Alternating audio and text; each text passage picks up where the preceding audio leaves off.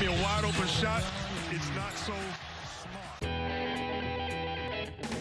So these came out quite a few months ago. I've actually never had them or tried them because the reviews that I've seen online are mostly not so good, more negative than positive feedback, I would say. So I kind of just passed on them. But recently, I think a lot of you have been watching the NBA playoffs too. Congrats to Golden State on winning the title. 4 championships in 8 years, that is really crazy. Anyways, Marcus Smart, he's been wearing this shoe all the time. Also this particular colorway too during the finals, which I think looks really dope on court. By the way, let me know if you guys think Marcus Smart deserved the Defensive Player of the Year award this season. I personally would have given either Mikal Bridges or Jaren Jackson Jr. the first spot, but it makes sense because Boston was no doubt the best defensive team in the league by far in the regular season. Anyways, I finally decided to give these a try, and here's what I think about the Puma Fusion Nitro.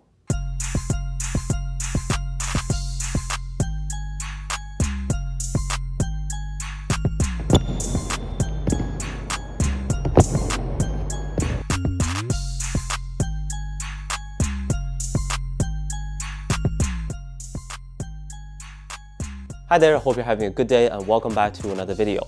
In this one, we're going to talk about the Puma Fusion Nitro and I will provide my personal take on them. These are available on the Puma website as we speak, whether you're in the US or Canada. They retail for a price of $130 US. More of a mid-tier pricing, but on the higher end for Puma hoop shoes. And they have quite a few colorways on there, some really nice ones too. So let's take a closer look and see how they perform. Regular black and white Puma box, and on the first look, these are a low top shoe and they look pretty similar to the Clyde All Pro from far. Those are an excellent performer, by the way. The most notable feature on these guys is the lacing system.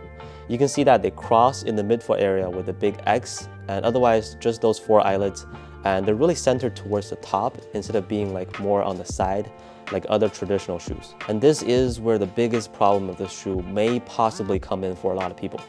The way that the laces are tied, there really isn't anything in the midfoot area, so support and lockdown can be a concern. I'll get into that soon and see how they actually wrap around your feet. The materials, they call it the Fusion Fit compression band on the upper.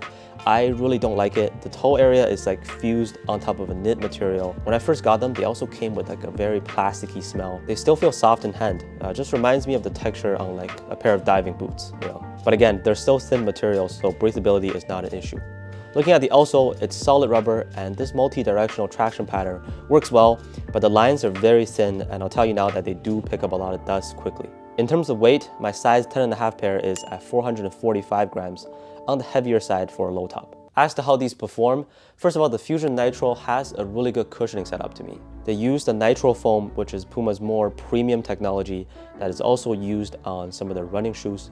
You can see from the midsole that the foam feels pretty thick, and on feet you really do feel the softness and responsiveness underneath. Not crazy compression, but gets the job done for me as someone who prioritizes cushioning. Now the traction is decent, but not very consistent. In the indoor gym, it's sometimes squeaky and sometimes just silent. They can get you to a hard stop though, and the rubber grips pretty well. Keep in mind that the traction patterns are very thin, probably not the best option for outdoors, and they do pick up a lot of dust. They do fit true to size, which is exactly what I would recommend if you were to get a pair of these. And now onto an important part that I have to talk about with these, the support for lateral movements isn't really all that bad, to be honest. I remember a while ago I watched Wear Tester's video on these and he really hated the support on the Fusion Nitro. But for casual hoopers, or maybe I shouldn't say that, let's just say for someone like myself, not athletic and not that fast, I think these would do just fine. I also don't think there's that high of a chance of rolling your ankle just because how the laces are constructed. Also for Marcus Smart, he wears this shoe like all the time in these big games. I noticed that when he performs his signature moves,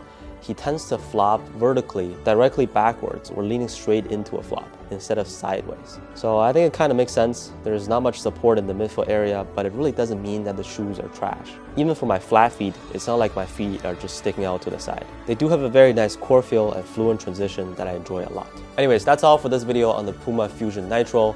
Not an excellent performer like their MB1s, but are they also that bad? Nope, not at all. Just depends on your playing style, really. They do work for me and the cushioning is pretty nice. If you have played in this shoe, please let me know how you feel about them down in the comments. Thank you so much for watching. If there's any other shoe that you'd like to see a video on, please feel free to drop it down in the comments and I'll see you on the next one.